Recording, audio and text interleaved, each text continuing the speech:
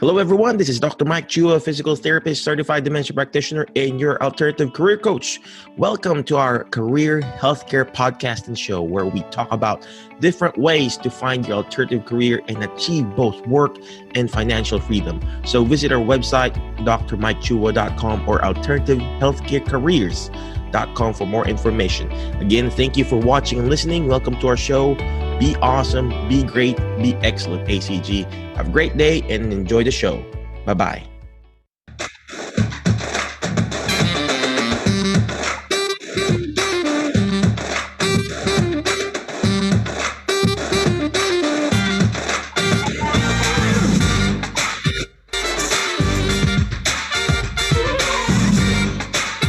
All right.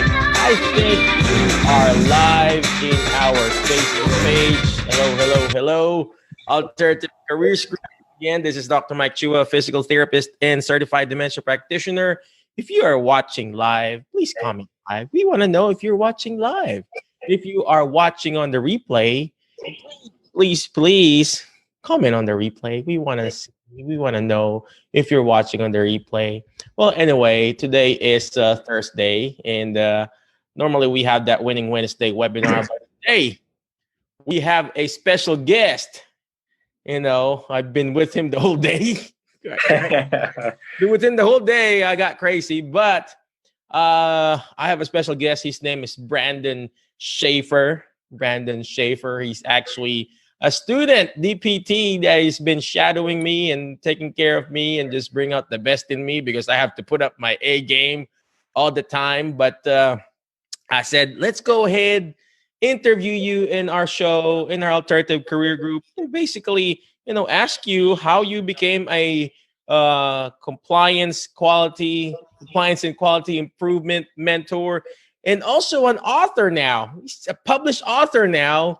In 2 weeks that he's been, writing with me in my thing. So again, Brandon, tell us where you're from, what do you do now, and then tell us, what do you do there in that beautiful Airbnb? Well, right now I'm here in Martin, Tennessee. I came all the way from Sacramento, California. As you said, I'm a doctor of physical therapy student right now, and you've been my amazing CI. I've been very lucky. I started off working as a compliance and quality improvement mentor. So basically what that means is I would audit therapist documentations, speech therapists, occupational and physical therapy. And as we know, therapy is not the best part of our job, but it is very necessary. And with your encouragement, I actually wrote a book on the 20 tips to improve documentation. So very excited about that. You go, man. And I'm just really proud of you for publishing your book, and it's just amazing. Well, tell us more about what you do. Well, just for everybody, for the benefit of everybody, Brandon is actually a student.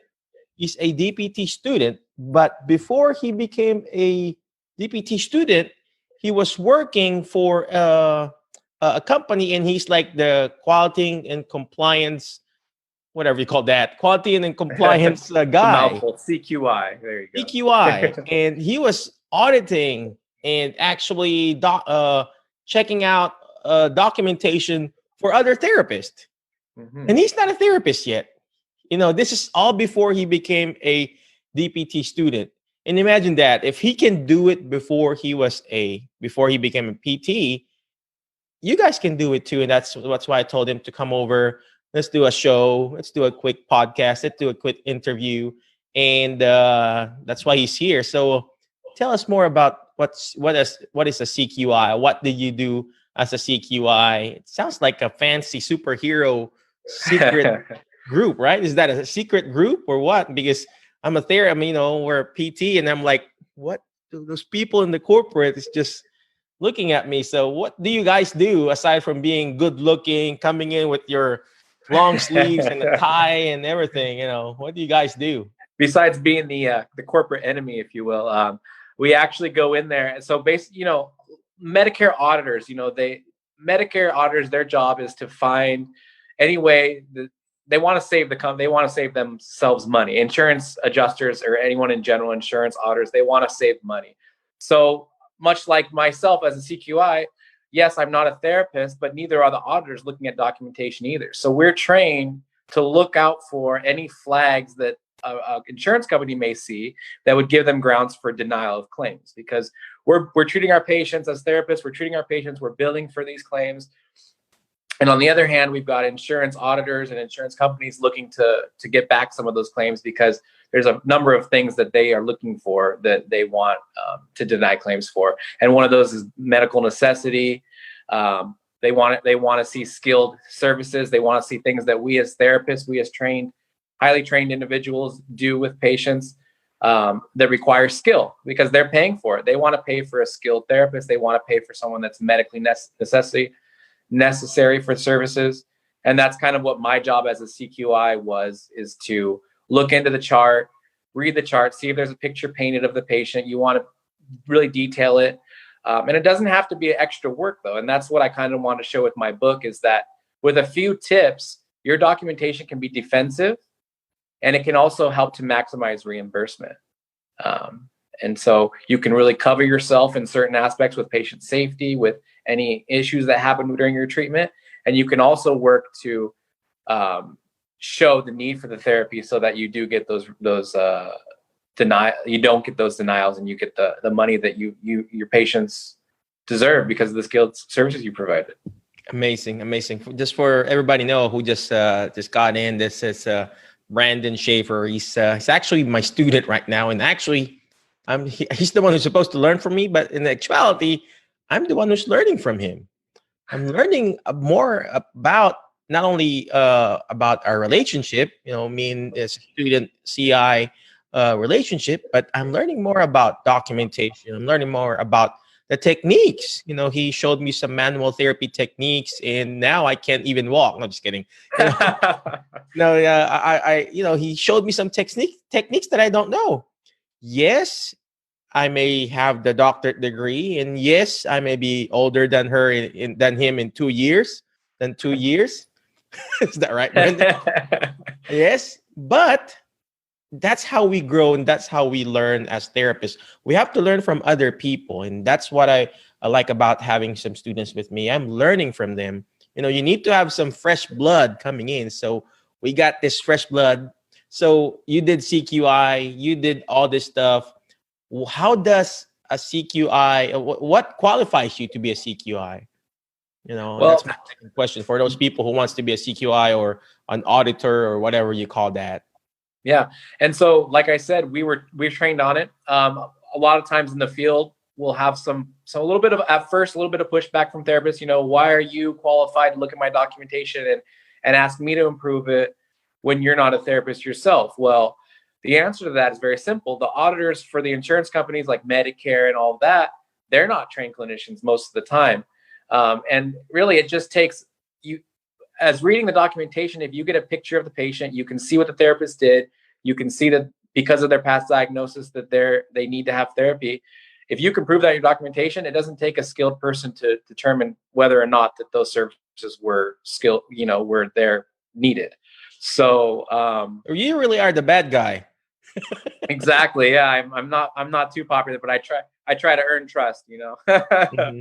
But at the end of the day, these things are to help therapists. And if we're working hard with our patients, we're doing those great techniques, we're doing all that stuff to get our patients out the door and get them better and get them moving on. But if we're not documenting it, unfortunately, according to many insurance companies, it didn't happen. And to be a well-rounded clinician, we need to be able to show what we did, not only to the patient, not only to their outcomes and all of that, but we need to show it in our documentation. And like I said, it doesn't necessarily have to take more time to do these things. It's just a matter of knowing what to do. And after you get it, if you look at my book, the tips there, they'll help to streamline things a little bit as well. All right. You mentioned about your book. Again, for those people who are watching, please comment live. We see you there. So I just would like to give a shout out to some of my friends who are watching. Hernan Umali is watching. Papin Chua, she's my beautiful wife, by the way. Erwin Ursua, my friend in the Philippines. Carrie, Mr. Boss, Elias Artayag. Appreciate you there, sir. Jonel Torillo. And Angelica Merlano. Como esta, señora? Muy bien, muy bien. By the way, Brandon, he knows how to speak Spanish. You know how to speak ¿Cómo estás? ¿Cómo estás? ¿Cómo estás? I don't. I just pretend. And then Mila Neil Chu, Mike Lim, my good friend from Chicago, Mike Lim, and of course Emma Shapiro, one of our awesome administrator and the lady behind the scene in this awesome group. You know, without her, this wouldn't happen. This wouldn't, operate. And of course, there you go, Mike Lim again. Thank you very much, Mike Lim. All right. Well, anyway, let's keep on going. Let's talk about your book, Brandon. I mean, what made you write a book? What are the 20 tips that you can help us? But don't give the 20 tips. Just give us like one or two tips today before we sign off. I know you're tired, man. So we've been working all day. He's basically been working me really hard. So I apologize. He's got the bags under my eyes and everything. But no, I mean, you persuaded me to write the book, but it's awesome because I had all these tips in my mind just from my training, but to put them in a book so that they're out there for anyone who needs them, it's awesome. It's something that getting that encouragement really helped with that. So I thank you for that. But yeah, a couple of tips is just paint the picture.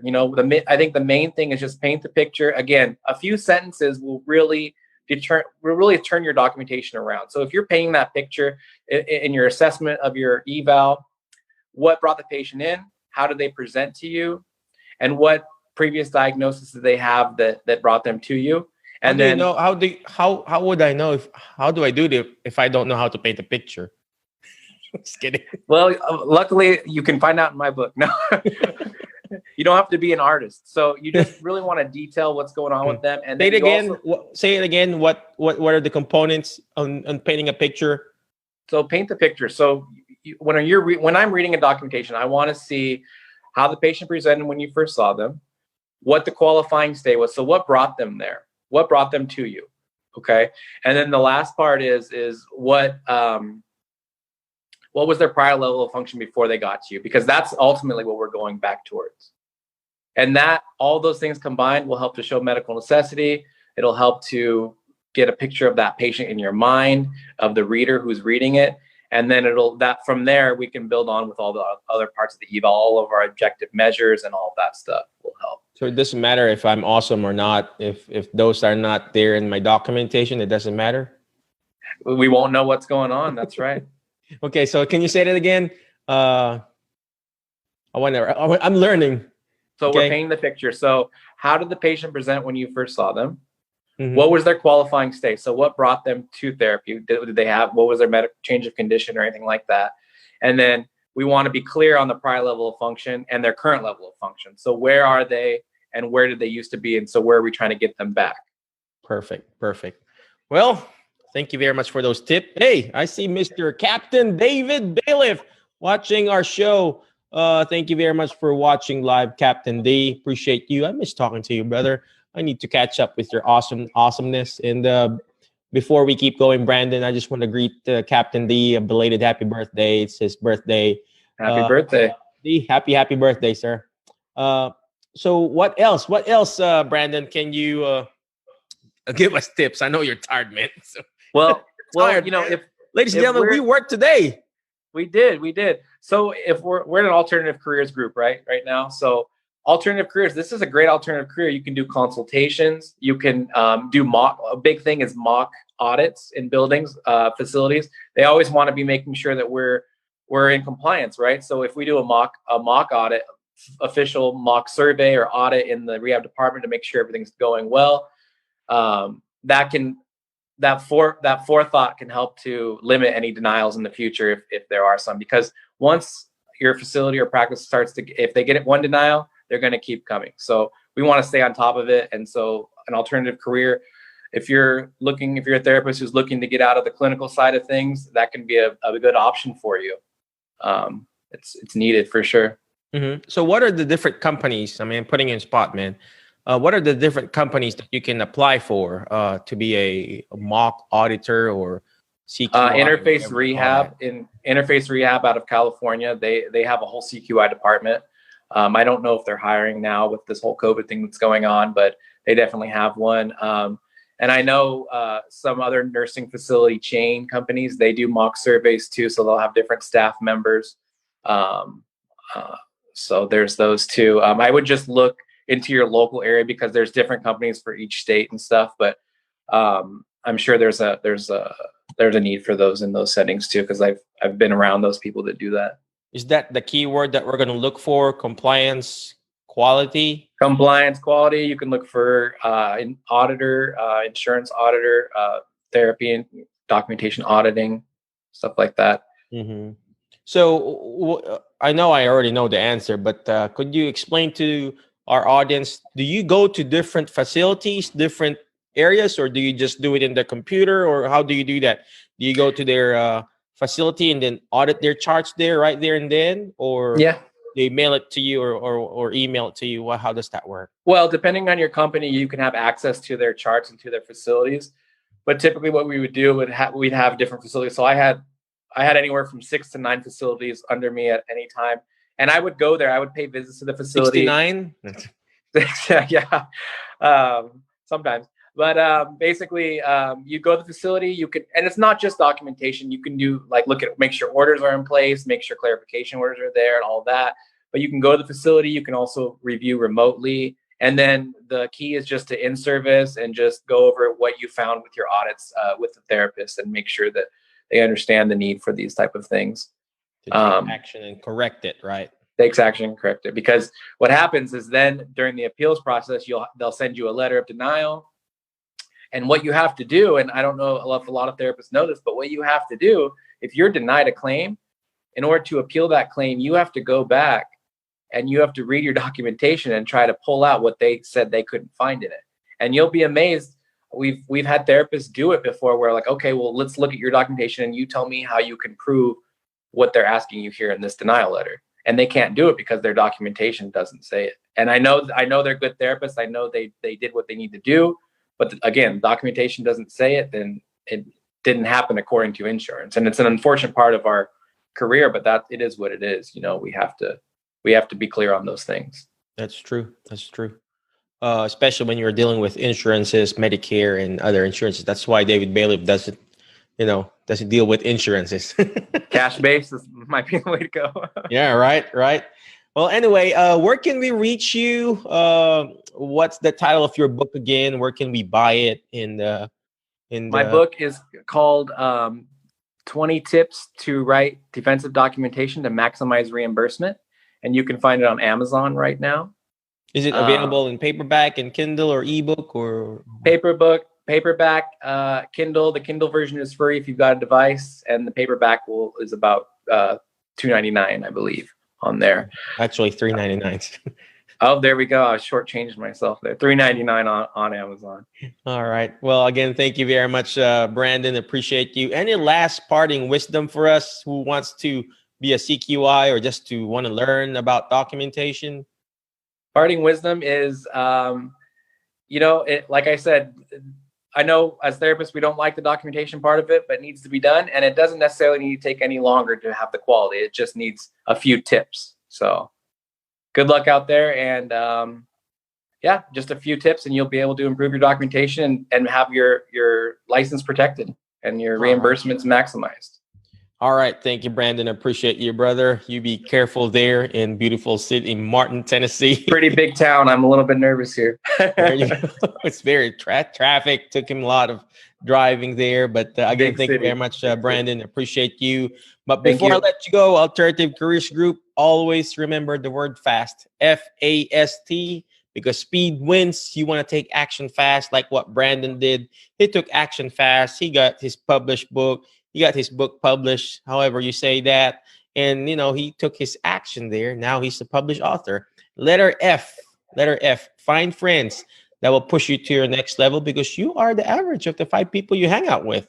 Guess what? I'm hanging out with Brandon. Guess what? I'm going to be an awesome therapist. I'm going to be an awesome person. And guess what? I'm going to improve on my documentation because he's just an awesome documentation guy or an auditor guy, right? So next letter is letter A. You gotta learn how to take action, and it doesn't do me good. It doesn't do him good if you don't take action on it. Guess what he did? He took action by writing his book, using his previous experience as a CQI in order for him to be a better person or a better therapist or a published author. So, he just take action, guys. Your story is your story. You can it's your own story. Nobody can steal that from you. I cannot do that tips that Brandon did. That's his. Mine is dementia. So your story, you can use that as your own book, and we'll help you publish. We got the book boss coach here, Jeremy Sutton. So reach out to him too. All right. And letter S on the word fast. Share and subscribe. Share our podcast. Share our show. Share his book, Brandon's book, because the more shares, the better. Because sharing is caring. The more you share, the more you care, right? Care Bears, right? Care Bears. Remember that, Brandon? I do. You watched that when you were young? Care Bears, don't they have like the hearts on them or something? Yeah, go Hearts. So, all right. So sharing is caring. And last but not least, ladies and gentlemen, letter T. Letter T is not time out, but teach it. Why? Because when you hear it, you forget. When you see it, you remember. But when you're actually teaching it, you're actually understanding it more. And that's what Brandon is doing, is teaching me how to be a better person, a better CI, a better documentation specialist, or whatever you call that. So again, thank you very much, ladies and gentlemen. I appreciate you. I'm going to share my screen. We're going to close out. I appreciate you, Brandon. Thank you. I'll see you around, ladies and gentlemen. I'll see you tomorrow, Brandon. All right. Before I let you go, I'm going to play this, and you have a good night, and be awesome, be great, be excellent.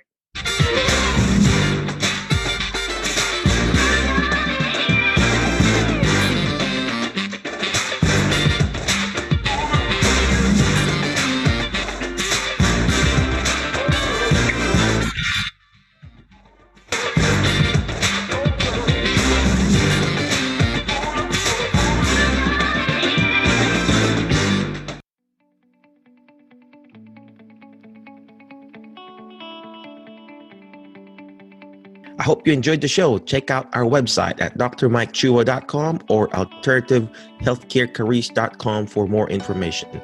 Again, ACG, be awesome, be great, be excellent. Thank you, and hope to see you on our next episode. Goodbye.